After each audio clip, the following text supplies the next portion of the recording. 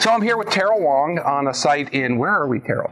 We are near Rice Lake. We are near Rice Lake, which you can see in the background in southern Ontario. Terrell Wong is a leading passive house architect from Toronto, and she specializes in low-carbon passive house. What does low-carbon passive house mean, Terrell? Well, low-carbon passive house means trying to use materials that in their production use as little, or take away or sequester carbon from the environment, as opposed to using materials that have a lot of greenhouse gases that are made because of the production of that material.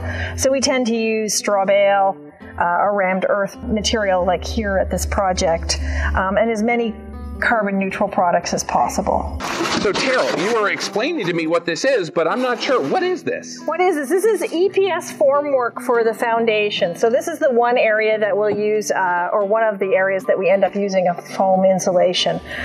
We're trying to minimize our use of foam, but the EPS is probably a lower greenhouse gas. Why would you put foam through the middle of your wall? Because there's foam in the middle of the wall above as well as in the footing, and we want to have a continuous layer of insulation between the foundation and all the way to the roof. Can you explain to us just briefly what we're looking at here? I see a beautiful finish right here. Right, so that's an interior wall when it's finished and done, so you won't see the insulation where you need to turn a corner inside the building. Right. But where the building meets an exterior wall, so on the second floor here, one of the reasons we did it here is because we have a large opening here. Instead of putting steel in the wall, we wanted to, because it's masonry, right? So we just, to keep the cost down and make it a little bit more flexible, we continue with a wood construction above so that our beam no longer has to be steel. Just trying to make this an affordable option for people. I would assume that these rammed earth walls are not very susceptible to condensation since they are basically a masonry product. No, they aren't susceptible to condensation. It would be where metal would meet it that I might have a problem.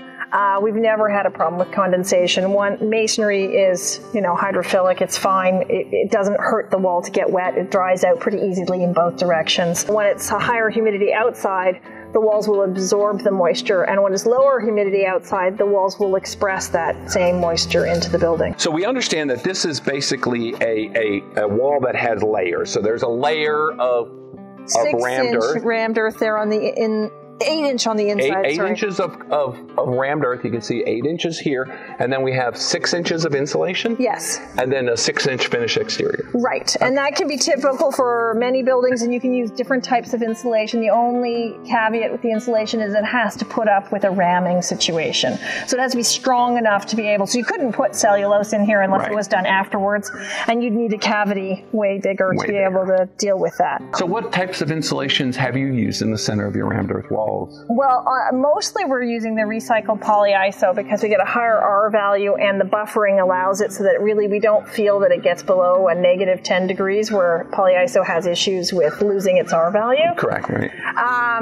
You can see we've used a little bit of neopore here because when you buy recycled product, you never know exactly how thick it's going to be. They put the neopore in the middle. Okay. So we're open to all different types. I've seen it done with Roxol, but the opening ended up being, you could walk through between the two wides. Does this house meet the passive house standard, or does it use passive house principles?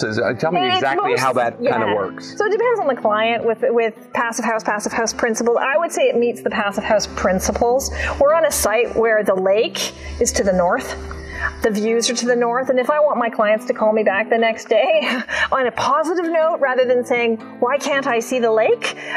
So in this case, we're using the passive house principles and the thermal mass of the building to mediate those temperature needs. It will be well below Ontario Building Code standards. Yeah. It'll probably end up in around the 20-25 kilowatt hour per meter squared mark. Yeah. And for a new building, that's not acceptable for passive house, but damn, it's pretty good for everybody else. Yeah, and explain to us a little bit about this odd-looking piece here. We're coming up with the rammed earth, right? And then I see this gray piece that kind of wraps around the building. There's a belt. What is that? Okay, so that is an aerated concrete block, and it has a much higher R value or thermal resistance than your typical rammed earth. Whereas rammed earth might be in the same situation, R2. The aerated concrete is a bit higher. What are we looking at in terms of time for the crew to come in here and build these walls? This is about I think it was about a month and a half at the most for the 4 walls, including the grading work and the foundation. You don't have to paint it, so it's finished. Yep. And it's the insulation for the building. So you really have your finished walls done. What do you do about switches and outlets? Oh, we try and avoid the rammed earth wall. No, you absolutely can put them in the rammed earth wall. But if you're trying to keep costs lower, you want to keep the drawings of those shop drawings, basically, yes, of the rammed earth wall as minimal as possible. Because one thing you can't do is make a straight line in a rammed earth building. As you can see, the waves are here. It looks like I'm looking at a castle. Yes, right, I see a crenellated top. So are they going to have like the hordes coming and they're going to be throwing the stuff at them? The oil will be out the window, yes. You know, because everyone will want to be in this house. It's so beautiful, right? Right. So the idea here is there's 2 types of ways you can make a hole in a rammed earth building. Okay. There's a volume displacement box, or a VBD, and that's like this window over here, where it's punched into the wall and you have rammed earth above it. What about the detail at the outside and the inside? I mean, on the outside, you've got a soffit or something that covers it up? That'll be a sacrificial soffit. It'll be outside the envelope. It's created like a triangular handmade truss that they basically make on the outside, and it's consistent. So by using that same lintel all the way around, the detail of the rafters, whether it's here or over there, is exactly the same, so you don't have to really think about it. Sure. So if you're making those sacrificial sort of little soffit triangles, you're making 100 of those, and they go around the building, and then your rafters fit on top of the 2 2x12s, and the insulation comes up in between the rammed earth, over top of the outside of the 2 2x12s, and then connects with the roof insulation above the roof rafters. Does this just happen magically? Like you just throw the stuff in there and tamp it down with this pneumatic tamper, and it makes these beautiful like colors depending on the lifts? Or is there something actually more? Is there more intent in these stripes going up here? There's a bit of intent and a bit of luck. Okay. So you can see that there are harder lines and then there are softer lines, and so those are the cold joints, and I don't know if they call them warm joints, but are the joints in between. And so the cold joints represent the breaks in the day. So it tells you the timeline of the house. So one might be lunch and one's the end of the day. The colors, you said that they add the colors in their natural earth colors, yes. earth tones, Earth just like tones. Natural, like, what do they use for that kind of stuff? Is it like ochre and stuff like the old timey, like the cavemen use? I think it's mainly not vegetable based. I think it's earth based. So right. Earth comes in a multitude of colors. So more iron would be more red. Yellow would be another material. So they have places where they make these and sort of purify them so it's not mixed in with organics and stuff, and they sell it in bags and things. They're probably very expensive little Very expensive little colorful bags. Yeah. I mean, you could do green if you wanted to. I don't find that's very, I like the more earthy tones. Yeah. But there are colors for everything. There are some rammed earth houses that are beautiful, dark charcoal black with white stripes in them. Ooh. So earth comes in a multitude of colors. What exactly am I seeing here? What is this right here? This is sort of a masonite, sort of plywood type of material that we use during the forming process. Okay. And it stays there. It gets literally rammed into the wall. But what happens on the outside here? Do I just butt siding right into it? Is there something else going on with the wood wall? Is it just a chunk of wood here? I mean, how does this we'll actually... have exterior insulation on the outside side of it to give you that continuous insulation all the way through. So probably happen there. Terrell, thank you so much for taking us through this job site, and we're going to go to see a finished house next.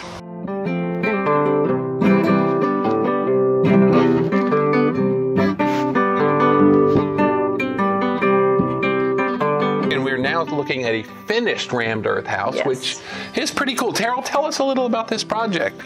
Well, this project finished about a year ago. It's a single family home. It's basically from the garage over insulated rammed earth. I don't know, it's done very similar to the way we were talking about the last project, with insulation in the center of the rammed earth wall and connecting all the way around so that it's a continuous thermal break. But this one we've done some fun things with the rammed earth, where right behind you, you can see, yes, Vanna White. Yes. How much planning does it take for or something like that? I mean, is that kind of thing you just think of on site, or is that something you really have to plan for? You really have to plan for that, and you want to minimize the number of intrusions in the wall so that, one, you don't have to draw them, and two, nobody has to build them. Is there any other additives or anything else in this that makes it less prone to attract moisture? So we use what's called a silica densifier. Plasticure is a product that comes from Australia that we use for it. It's mixed in when they're mixing the soils together with the aggregate and the cement. So it's continuous through both the interior withe and the exterior withe.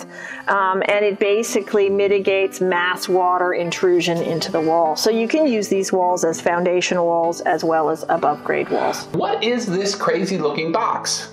So that's just the heat recovery ventilation system, and it provides fresh air from outside, tempers it through a heat exchanger, and allows for fresh air in every room all the time. And it's a separate system, so it's not sort of combined with anything else for this particular house. And what is that silver box right there? The silver box. Well, it's an electrical preheat thing. So if the temperature gets down to a certain degree, the condensation is an issue.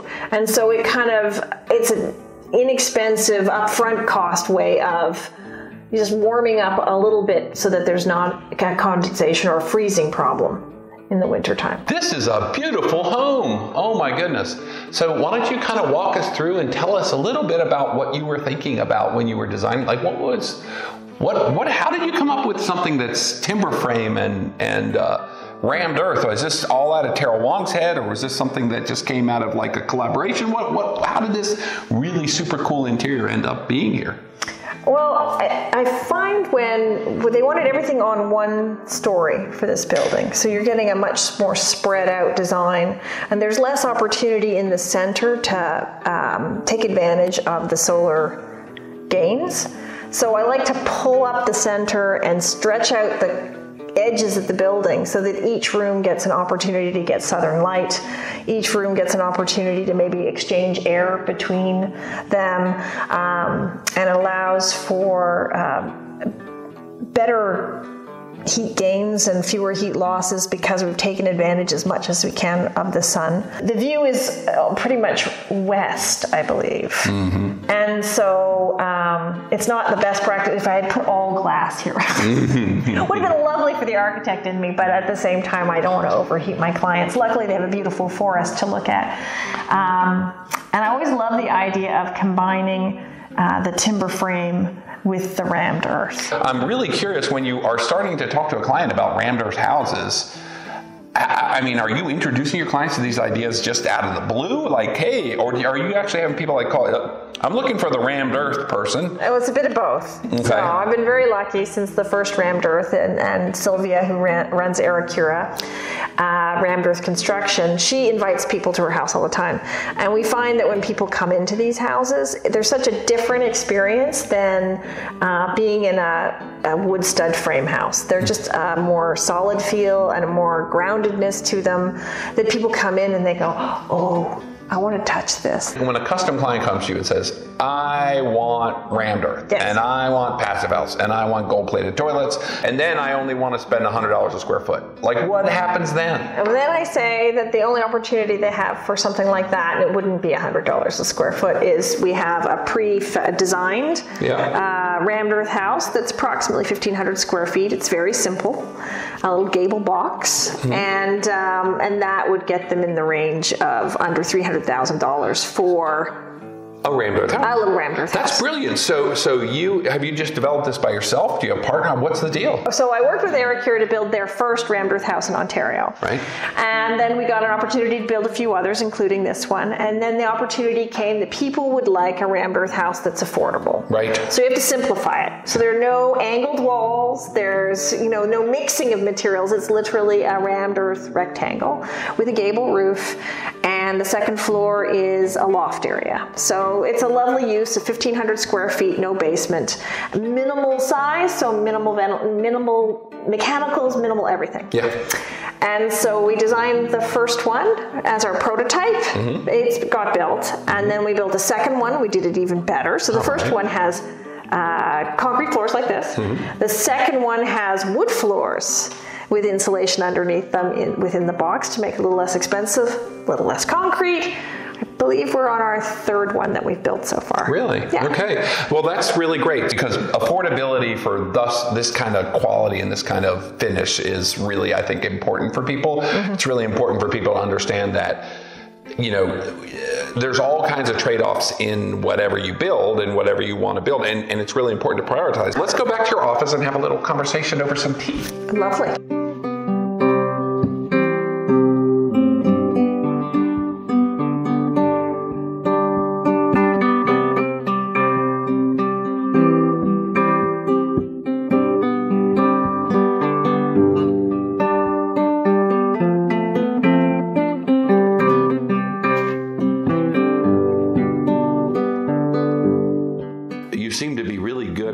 Getting a real aesthetic combined with this very green materials that you're using, and I'm really curious, what are the implications of that in terms of the budget for your clients? Well, I think, sometimes we can go a little overboard on budget because of either the materiality or the constraints of the site. I tend to try and make sustainable buildings, but sometimes the view is to the north, and I can't do anything about that. Sometimes the building requirements are requiring more pieces to the building rather than a square box facing south. I'm not allowed to do that, and it has to be a little bit more sculptural based on the needs of the client. So I always put the needs of the client first, and then I apply the passive house principles to that. But I try and sort of play all these things together, but at the end of the day, if you don't have a beautiful building, then why are you doing this in the first place? People are coming to me for a custom design, so they're looking for something a little bit different. So they're also not typically looking for a little box facing south, but also at the same time their individual needs have to come through. And then I would say the next layer for that is the material that I'm choosing. It has to talk. It has to be, if it's rammed earth, it has to be heavy. It has to be punctured in a certain way that makes sense for that material. And so I look at all these different things, and then the budget, yes, that does come into play. For the most part, people are living in spaces that are way bigger than they used to be, and sort of trying to utilize my spatial acuity to try and create more space in less room. The passive house methodology was just kind of incorporated in everything I do, and I'm curious if you find that kind of creep, that kind of intellectual passive house performance creep into your work. Yeah, I think it does. It affects everything that you do, right? So you're seeing the world, even the stuff that I learned earlier than that, so the lead kind of looking at things, or just natural building overlays. All of these thoughts overlay the design. But I would say that even though they overlay the design, I put the site first. I know the rules enough that I'm at this stage in my career that I can bend them. If when you run your numbers, your certification number is a little off, but you have this lovely house with the view in the right place, but you're a few kilowatt hours off in terms of the certification, why go through crazy amount of limbo to make that work when you've got a project that's going to be net zero ready? There's this 15 kilowatt hours per meter squared that everyone is trying to meet. And on a north facing south, that's a 30 kilowatt hour per meter squared house. And on a site facing east or west, 3/4 of the directions, it's not working 100% of the way. So you either chase those last 15 or you relocate the building. And sometimes, obviously, you can't do that all the time. So I think that a 2 hairdryer house is pretty damn good. People far smarter than me are getting into the numbers and getting it right down. And I love those people. Thank God they do the math, not me. But I think there's also a place for expanding your vision of what low energy is, what low carbon is, and looking around at all the other things that you can do to build sustainable architecture throughout the world, whether it be high rise, low rise, or whatever. I'm curious, you've been in this a long time. You've been doing sustainability a long time, Passive House 10 years. So I'm really curious what you're thinking about orthodoxy, energy use, carbon. Like, how does all that play into Terrell Wong's mind? I'm thinking we're all trying to get to the same end result. Which is? A sustainable planet, right? We all live on one planet, right? We can't move. And I think that it blew my mind recently where the whole carbon idea came out. I've been so concerned in my first foray into sustainability about just getting the energy down, and being told that I could build with cellulose at a lower R value, and over its lifetime it will use less greenhouse gases than a foam building. I mean, that sort of was like, wow, so maybe there's room to play here. So I don't like orthodoxy. I think we get single-minded in the way we think, and I think we forget to look at how other people are seeing all the different petals in the scenario. There's no complex problem that is solved with one solution. If you think about your daily footprint, your carbon footprint as what you do every day as a professional, architecture and construction are some pretty dirty professions, so to speak, if you're talking as carbon as something that needs to be avoided. It's one of the reasons Stone's Throw Design is trying. We're just starting at the beginning to be able to basically grow forests the same size as the amount of designing we do every year. It hasn't happened yet. We're in the beginning stages. I think at the beginning, because I'm only one person, I'm going to probably do this as an offset. So donations to A Forest is a company out of India, of all places. And they build ecological forests with 4 different levels of species. So it has to be biodiverse and it has to be locally oriented. So, I've started in my backyard, which doesn't count for much, but I figured, at least monetarily at this time, while I'm still working on my career and things like that, that I'll be supporting the growth of forests. I'm curious what you could pass on as some pearls of wisdom for these young folks that may really, they don't know where to go. It's a big open thing. There's so much out there. What would you say? I would say that no matter which part of construction that you're getting into, whether it's on the design side or consultants or whatever, that you learn how to build things. Like that whole idea of getting dirty, getting into it and learning it, if you love it at that level, you'll be able to better think about it at the design level. For the builders out there, they're going to be building anyway. So right. What would you suggest for them? And maybe you have a pearl of wisdom for young builders out there. To understand the complexity of their role in the construction site. And the communication is key. I think taking a step back from the construction site and maybe taking a passive house course or a building science course of some, just learning what you're building so that you're not the electrician that put holes in my building. Or you're not the plumber who decided the structure wasn't necessary. Or, you can always blame somebody else. Other people's mistakes are so much easier to find. But I really think that everybody who's designing should step forward and everyone who's building should step back. And then everybody will see. That's wonderful. Terrell Wong, thank you very much for this interview, and I look forward to visiting more of your work in the future. Nice to talk to you. Thank you. Thank you.